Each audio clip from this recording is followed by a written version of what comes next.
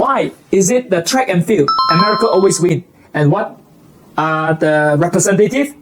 Maybe most of them from Jamaica and all this. Why?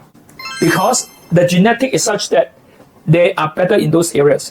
And so for the swimming event, you need very precise training and all that, and your height and all those, the physical attribute affect. So I believe the first thing, it has got to do with nature.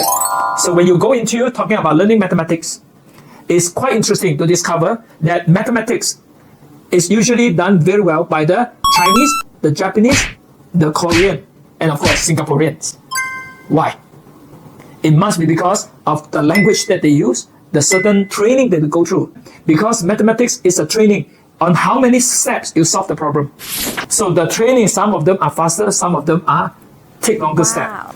I think we have a few words to talk about. First thing, we must talk about genes, and that is the DNA or the genetic. The second one, we talk about environment. I think this go back to the question of, is a person's ability determined by nature or by nurture? Nature means to say what you're born with. So the 23 chromosomes from the father and the 23 chromosomes from the mother come together. They actually have inherited the DNA, the genetic code from the ancestor. And so it will be passed on to the child. All right. So this is what we call the inborn talent, including the personal traits. All right.